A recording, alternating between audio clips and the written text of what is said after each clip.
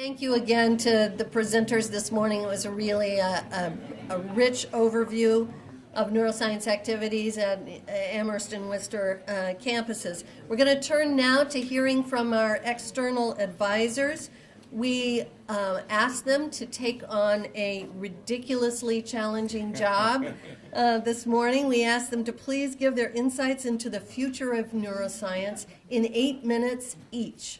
So they are highlighting from their standpoint and their perspective the most exciting questions that neuroscientists should be tackling in the future.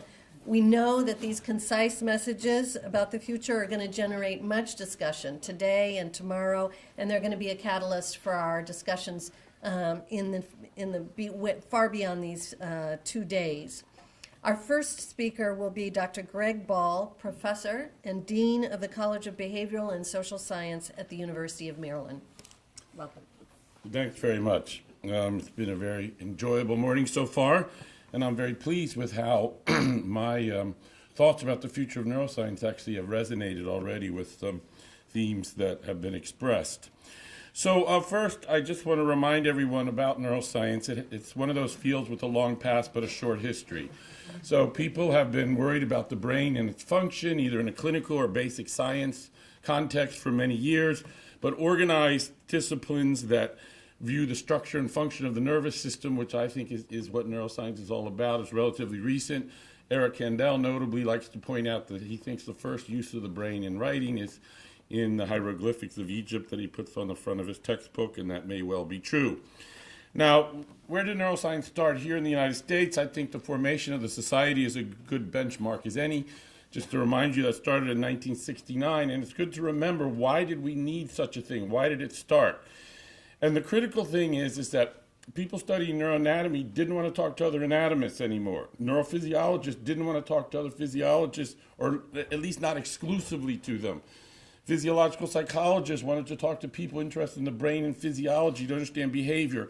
In other words, people trained in disciplines, embryologists wanted to talk to neuroembryologists, not other ones so much. People trained to study the nervous system for various reasons realized they need to synergize among themselves. And the first meeting was held in Washington, D.C. About 1,400 people attended. Sadly, I didn't go. I was living in D.C. at the time, but I was in high school and didn't know I should have gone. I've talked to many people who did attend the meeting, and they all reflected on that kind of thing. There was this kind of sense that, wow, when I show my anatomy and I talk to these other people, I make progress that I couldn't have before. And many of you know now that the meeting has close to 30,000 total participants. So the first thing I say is we need to think about how we're training people. And I mentioned this in a question to one of them before. I like to talk about what we're seeing now are the fruits of the first neuroscience natives. Our kids, if you have younger kids like I do, we call them digital natives. They grew up, my son can run rings around me using all these different devices because he grew up with computers and digital devices. And, our students now are being trained where they were learning stuff as undergraduates in neuroscience that we wouldn't have touched until graduate school. And they go into real depth in the study of the brain in a more advanced training.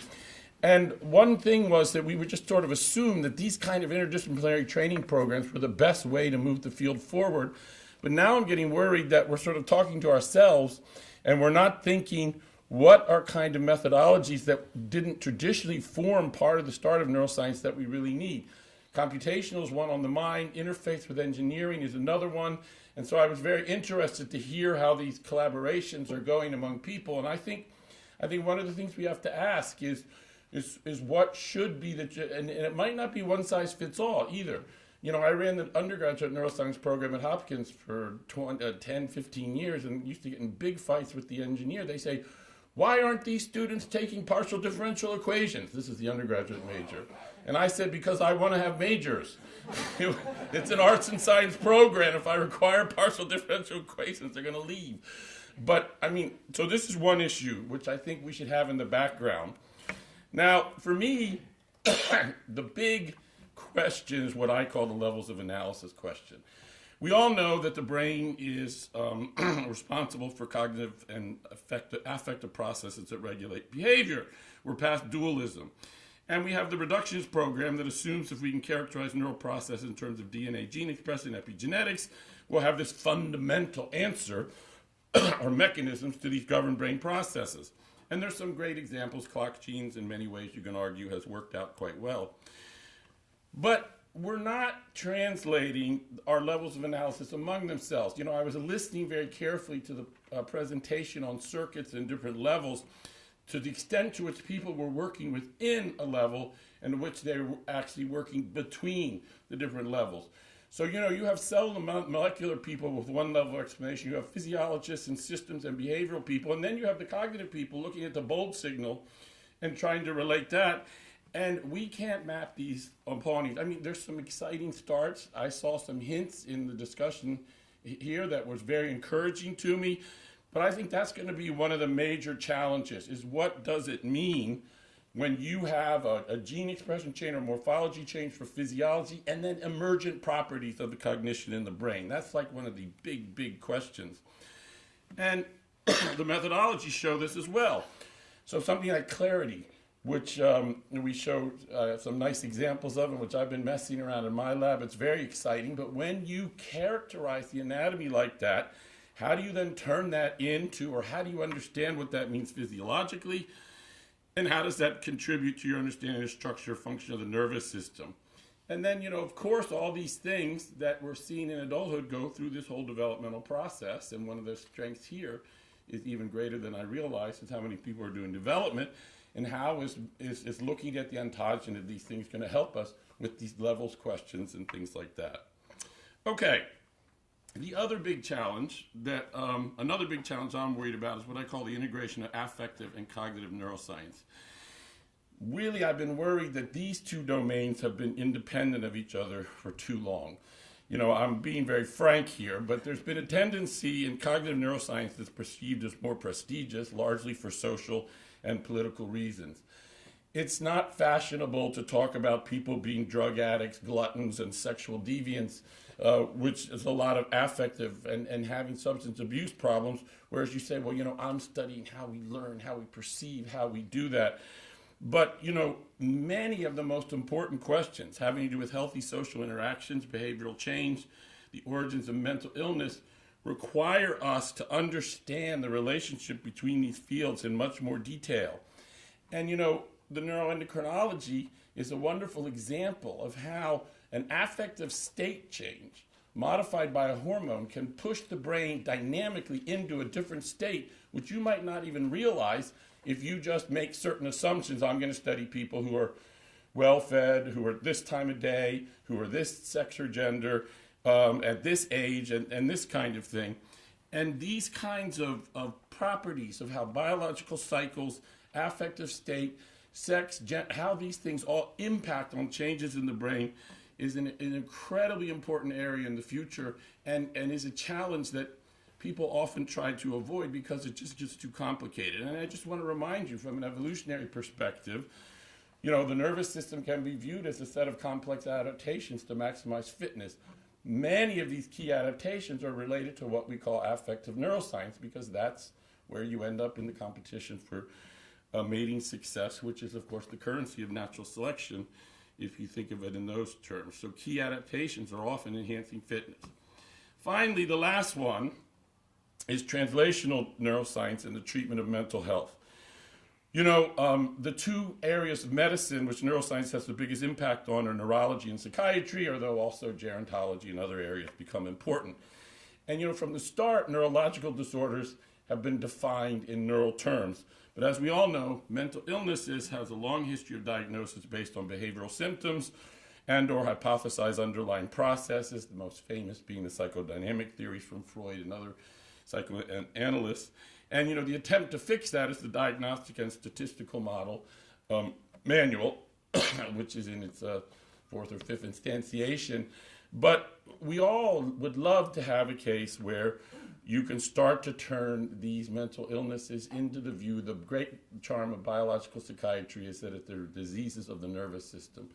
And, Tom Insel, somewhat controversial when he was head of NIMH, pushed a new way of looking at this, which he called the RDoC, the Research Domain Criterion, which he argued that the diagnosis of mental illness had to be related to some sort of gene expression circuit, some sort of physical neural basis in order to get a handle on it, not just independent of that. And the way that succeeds is not sure, but I think the basic concept is a very important one, that's where some of the most exciting translational work is going to be, when we can start to relate these behavioral and cognitive analysis to brain processes, and then those can be linked to the diagnosis and treatment of mental illness. So those are my thoughts in 8 minutes, so thank you.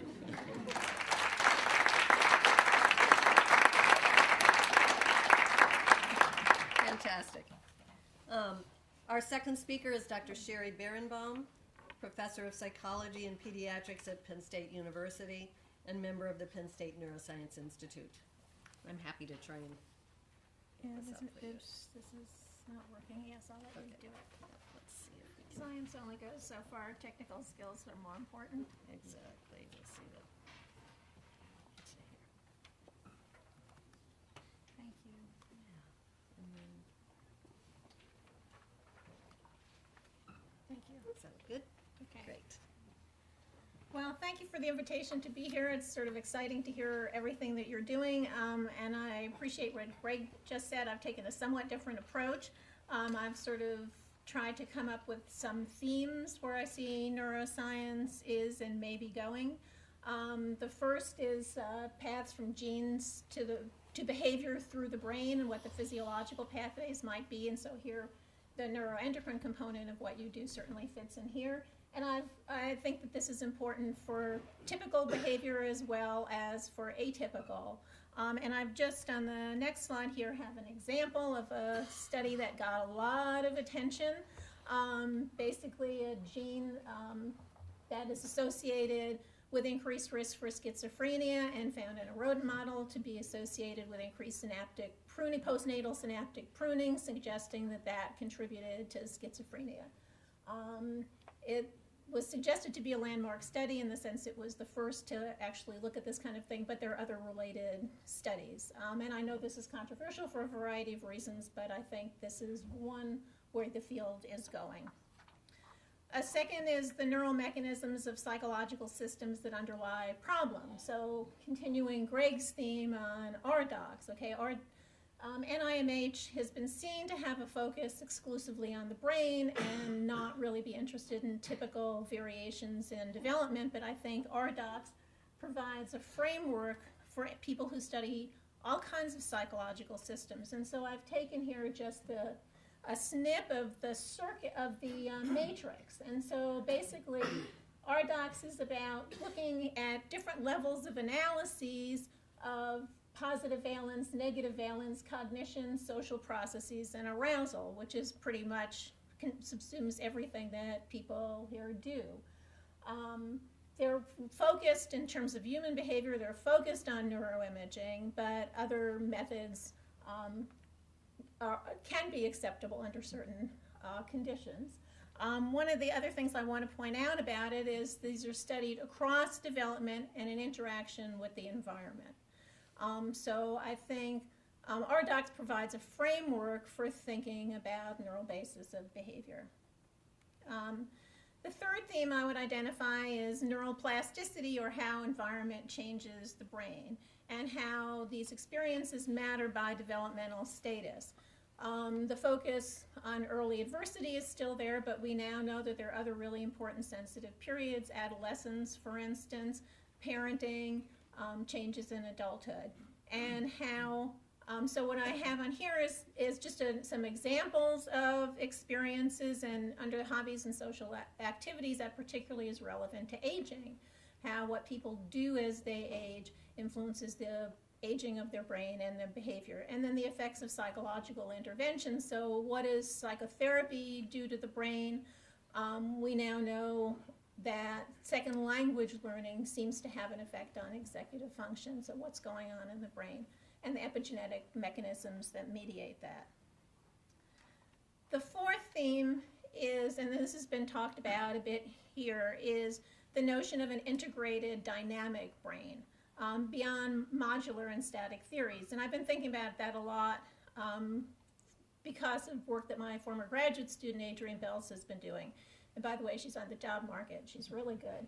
And she basically she has these statistical methods. She's basically the question of connectivity. So there's structural connectivity, and as you know, there is big emphasis on structural connectivity, now functional connectivity, the 1,000 Functional Connectomes project, the links between structure and function. And what I just have here in the bottom is just something from Adrienne's work, this little, where basically she has methods to look at connections, using neuroimaging methods, looking at connections among brain regions and causal flow. So the one region, the sort of temporal relation between regions and activation. So I think this is, and coming back to Greg's point about training students to do this, I think the students really are going to need to know quite sophisticated statistics, which is maybe why I'm glad I'm closer to retirement.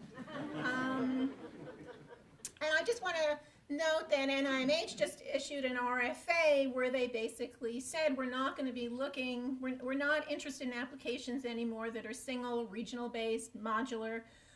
We really want circuit-based models and links among behaviors, not just among brain regions, but among behaviors, which I think echoes one of Greg's points about cognition and affect.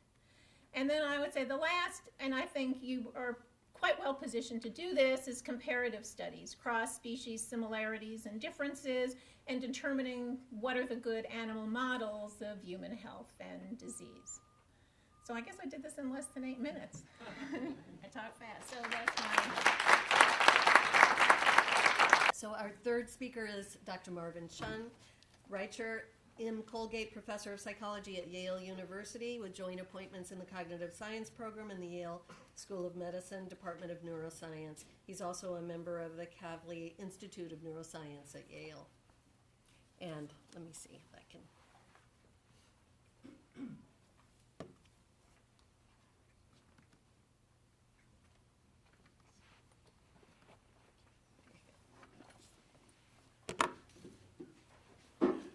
Excuse me. So, good morning. I think the future of neuroscience is here based on what we've been hearing this morning in terms of the topic and range of things that is studied here in Amherst, at UMass Amherst, and also just the cutting edge tools that you all have at your disposal has been very impressive.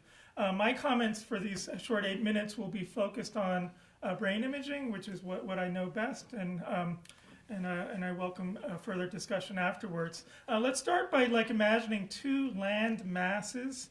One land mass of neuroscience where you study the brain from molecular, cellular system levels, mainly using animal models. And then you have this entirely other large land mass of psychology, psychological science, where you try to understand and characterize the mind and behavior and the environmental influences on that. And then now imagine a huge gorge or chasm or a big river running between them. I like this analogy because I think prior to 1990, there have been a few footbridges spanning that gorge. Neuropsychology, brain lesion studies is one. EEG has been a very fruitful method, but I would characterize that as a road.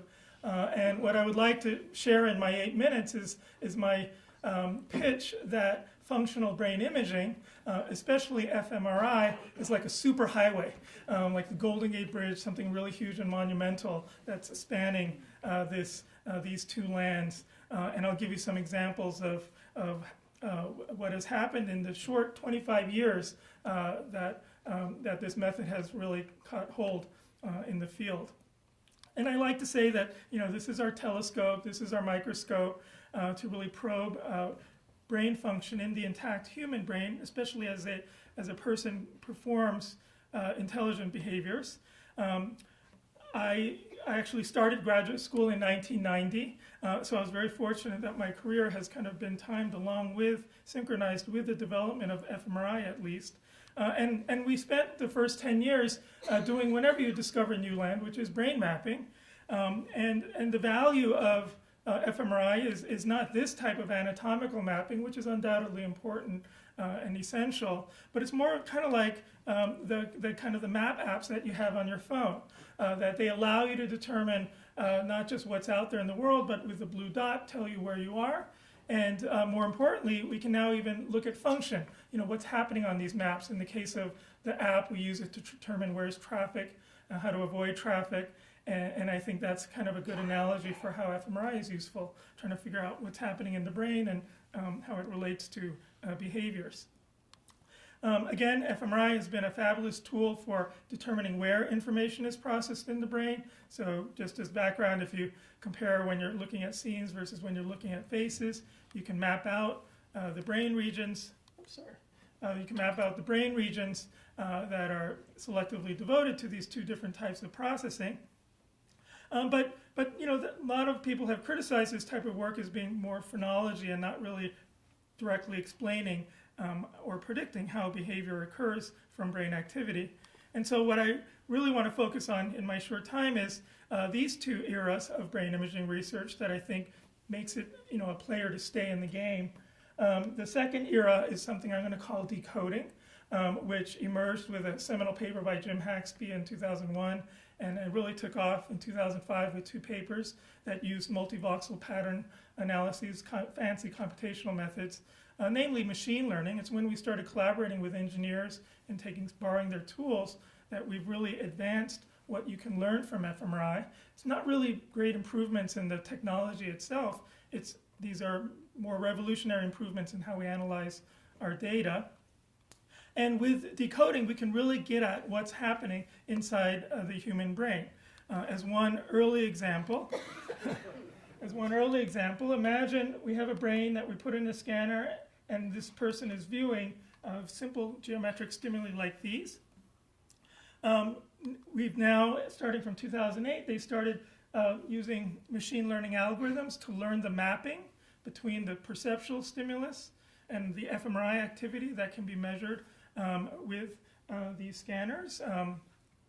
And by learning that relationship, you can show people novel stimuli, and based on reading out the fMRI signals alone, you can guess what images people were seeing. So this goes far beyond mapping. Mapping, of course, is the basic, but now we can actually see what's happening in these different brain regions. And again, you can't do it with the naked eye, but with fancy mathematical tools, we can learn this mapping and use that relationship to predict and to explain what people are seeing, thinking, or hearing.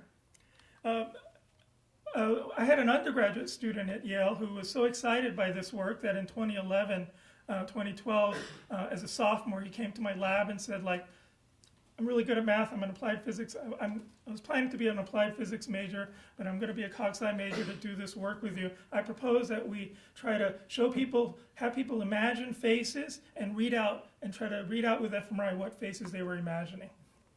And for anyone who does imaging, in 2012, you would have the same response that I did, which is that this guy is naive and crazy. However, and this is my kind of administrative point I'd like to make, at Yale, we're very fortunate that if an undergraduate student proposes something and has a mentor, then they will pay for the scans, which is very expensive and a deal that I could not pass up. So I told him, that's an amazing idea. Let's give it a try. Except first, before we try to reconstruct imagination, let's start with reconstructing perception, because no one has ever done that yet either, using faces. And once you figure that out in 2 months, we'll move on to your project. And of course, it took 2 years to do it, but he succeeded, together with a brilliant postdoc I had, Bryce Kuhl, who's now at the University of Oregon. And so here, basically, we show people these faces, and we measure the fMRI responses, and then we built models of that relationship. And then based on brain activity patterns alone, we were able to generate by a computer the faces that you see on the right. Here's more examples. We show people these new faces. They're in the scanner. We're scanning their brains. We're only looking at the fMRI signals now, and we can guess, our computer can guess which faces people were looking at. And now Bryce Kuhl has now extended this to imagination, so it really ended up working out and really represents kind of a little bit of a leap for what can be done with imaging. And Yale got a lot of bang for its buck because it was an undergraduate student and got a lot of press coverage from Wall Street Journal, CNN, USA Today, NPR News, and Wired. I basically am now a standard speaker for admissions whenever freshmen try to choose between Yale and other schools like yours. Try to pitch the value and how much we promote research for undergraduate students. Final point in my final minute. We should go beyond description, and this is kind of like my Future of Neuroscience point here. We should go beyond decoding, we should go beyond description. These are all stepping stones for what we ultimately can use brain imaging for, which is predicting behavior. This is a goal of psychology, and it's a goal of neuroscience, and brain imaging gives us some ways to do that. There was a very nice, so predictive fMRI means using fMRI to describe, previously fMRI has been used to describe groups, but we really want to be able to use fMRI to predict things about individuals, and I think this is now the third era of fMRI research that should keep us all occupied and well-funded for many years. John Gabrielli, Susan Whitfield Gabrielli, Satrajit Ghosh had this very nice preview in Neuron last year where they talk about prediction as being a very important value of brain imaging. And they cited a few examples where you could predict reading gains in dyslexia based on right inferior frontal gyrus activity. You can predict math tutoring gains in students based on hippocampal activity.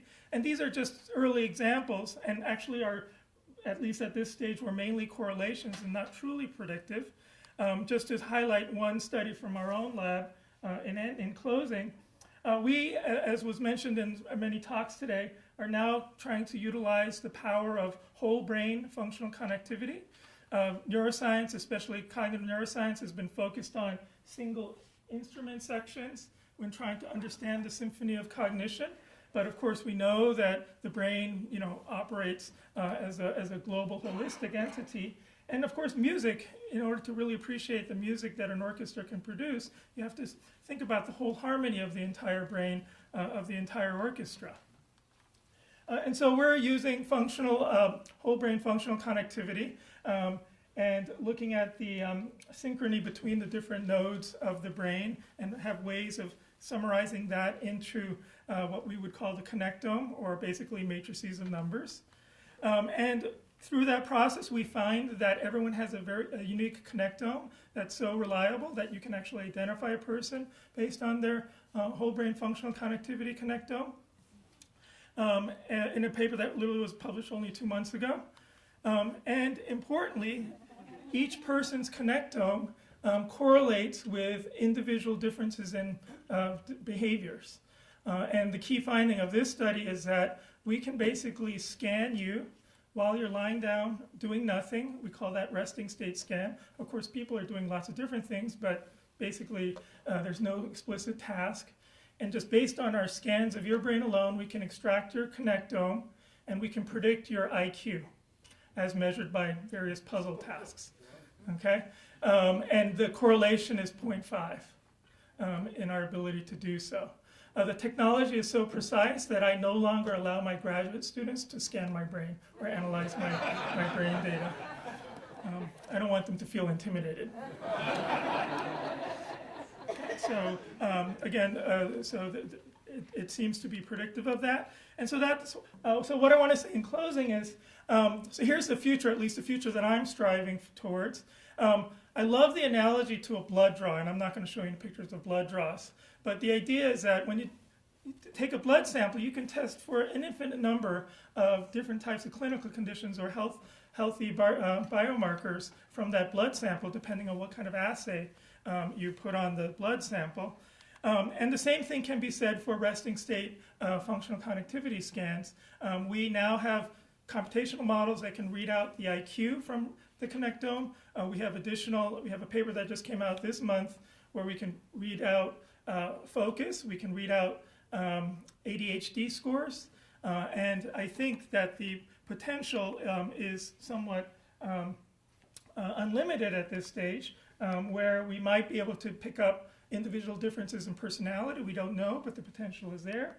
Most importantly, we might be able to predict predisposition or even current symptoms of various types of mental illness, such as anxiety disorders, depression, schizophrenia, autism. These are all things that we would want to try using these models. And maybe even more other things that are important for the human condition, such as happiness and resilience. So with that lofty note, thank you so much for your attention, and I look forward to the rest of the 2 days.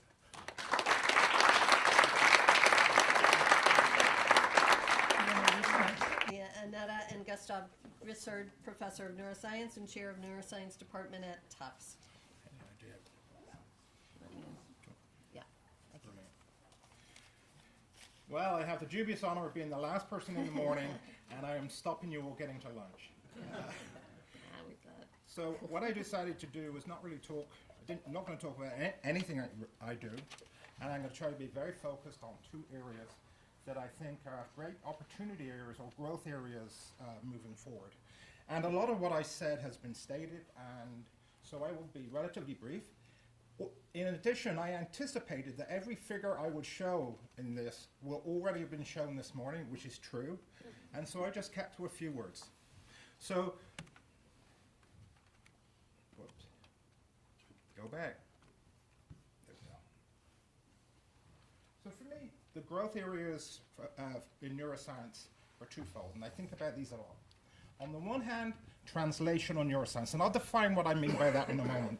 I'm not saying you all need to suddenly try and develop a drug and go into clinical trials. But I think too infrequently we think about basic concepts in neuroscience and are not able to hang them on a problem in society. And so what I'd like to promote is the importance of societal problems as we address basic scientific problems. And the second one, which we've heard a lot about, is both in humans and in animal models to actually be able to image functional circuits in real time whilst animals and humans are undergoing complex behavior. In animal models, I mean complex behaviors. We do a lot of behavioral tests in mice, and I can tell you now, mice are not smart. And the tests we do are really primitive, and we've got to find a way of elevating those tasks so that as we image the functional behavior, we can actually make relationships to human behavior. I'm not saying that a mouse is a human, but it's really important that we stop being isolationists. We shouldn't have rodent neuroscientists. We shouldn't have human neuroscientists. We should have neuroscientists, and we should be speaking to one another so a rodent neuroscientist understands the human problem and can apply the question appropriately to advance our understanding of the brain.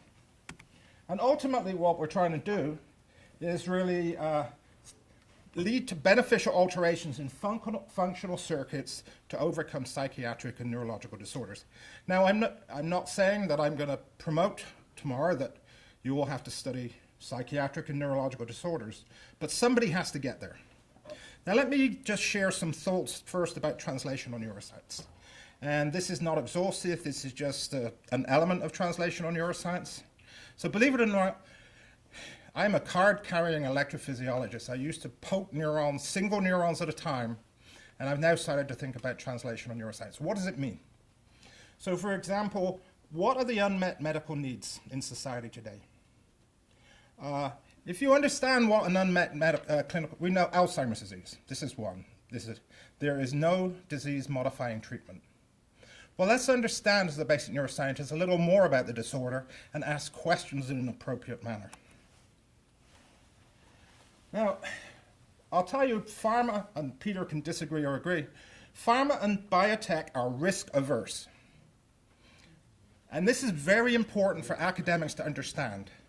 A lot of the great breakthroughs that are relevant to developing the next medical therapies come from academia.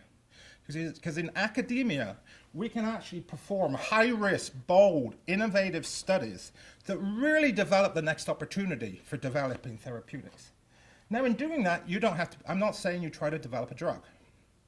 But for example, if you can develop a manner where you get educated so you understand the NMDA receptor is really important concerning negative symptoms of schizophrenia. You don't necessarily need to understand what the negative symptoms of schizophrenia are.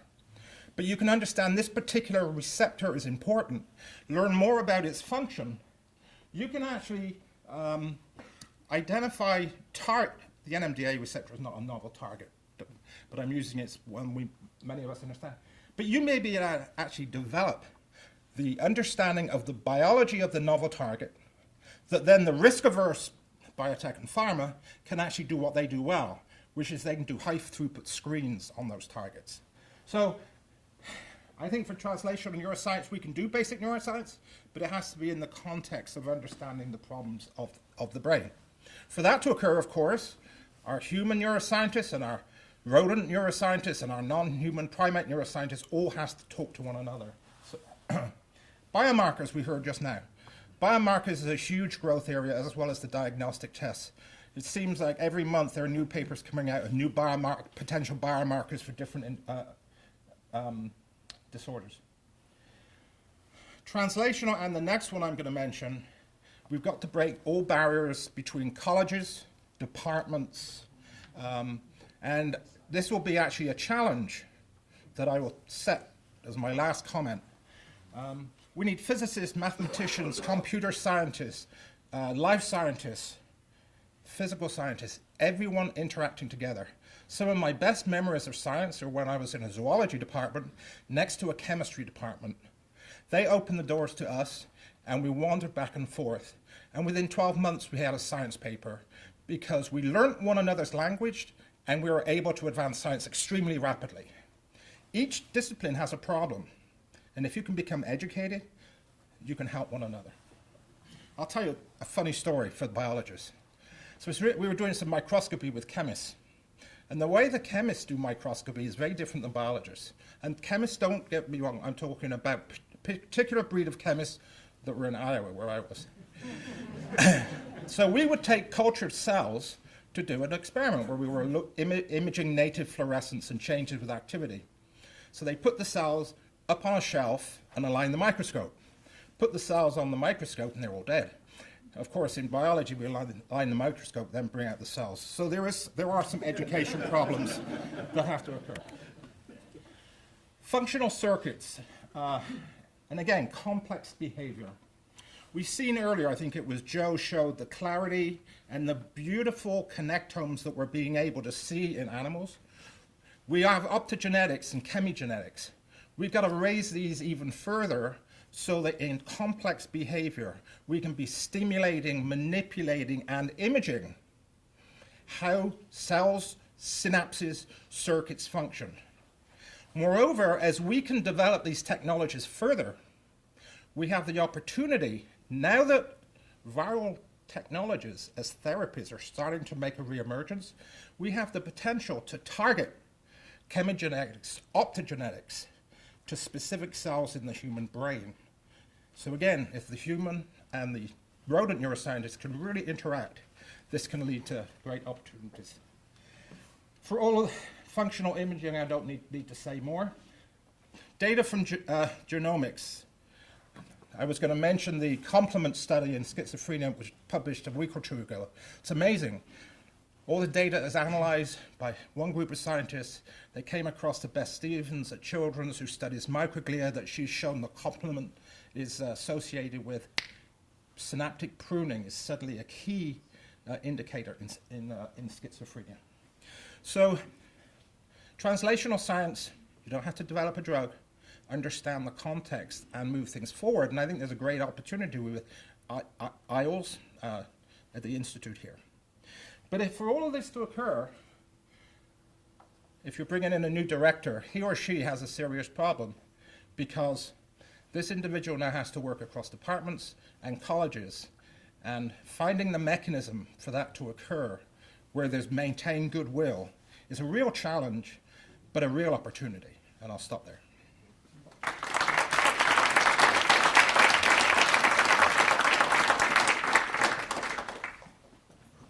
Thank you so much.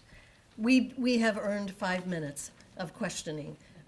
So if there are questions, we can do that before we break for the afternoon. Let me say one thing, because it may be hard for me to get back up here before once we end our questions. I want to let the broader audience know that they're invited back here tomorrow at 2 o'clock, same room, and we'll be hearing from our advisors again with more specific recommendations about our own particular program here at UMass. So are there a few questions now for our experts?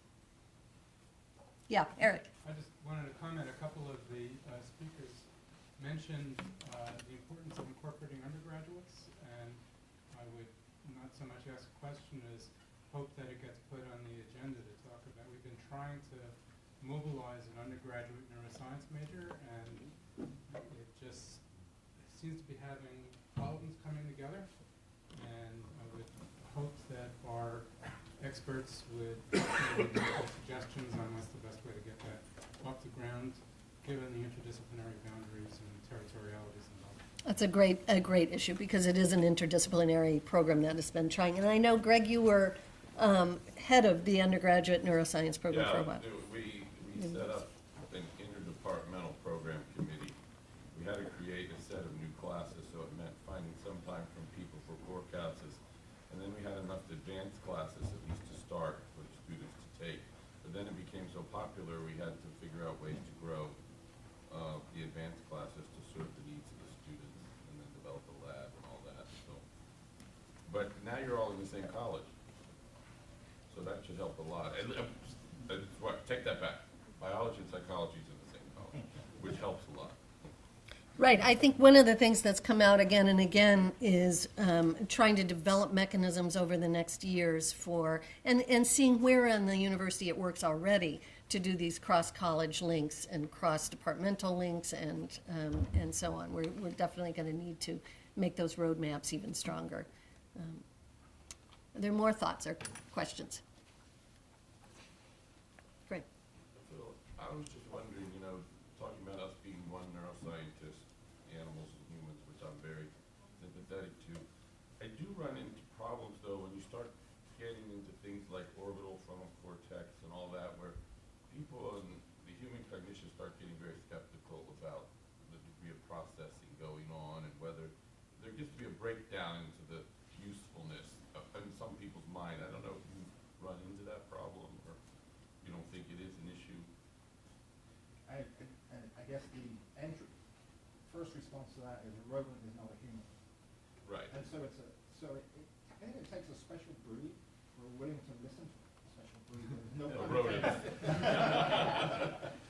who are willing to listen to one another and understand that there are limitations and find where are commonalities and understanding more about the human condition and what is the current hypothesis in from clinical trials, etc., about dysfunction in the human brain. Can you hear in the back? Are you here? Phil, I'm going to give you this. Oh, I forget where I started. You say it takes a special breed of Yeah, neuroscientists to listen to each other about That's right, scientific differences. special breed to listen to one another. But if you understand that the common goal is important and accept the limitations in a rodent model, then great advances, I think, can be made. But you have to find the right people. Maybe if I can just add to that, I think doing that very early on is really important. On the drug discovery side within pharma, what we kept finding is there was a huge disconnect between people working on preclinical models for particular diseases that we wanted to take into the clinic, and then the clinicians whose job it was to actually start human clinical trials. And often the disconnect between the preclinical cognitive models and anything that's likely to be tested in human patients was so large that you couldn't make the connection. And possibly, not too surprisingly to date, every clinical trial in Alzheimer's on disease modifiers has failed. And yet the preclinical data was phenomenally convincing. And so, again, in the spirit of integration, I would argue that as you start thinking about species differences and trying to translate any of that to humans, talking early and trying to understand where the synergies and complementarity for different models and what it is you're measuring in one species, how that relates to humans. I just don't think that can be done early enough. Sherry, Thanks. I would just say I think people sometimes focus too much on how does X in this species correspond to why in this species, but basically understanding the process. And I think in neuroendocrine that's turned out to be helpful. It isn't necessarily the same hormones operating exactly the same way, but understanding a process in a non-human animal can tell us what to look for in humans. So I think just saying this particular behavior corresponds to this particular behavior isn't as helpful as basically, again, process.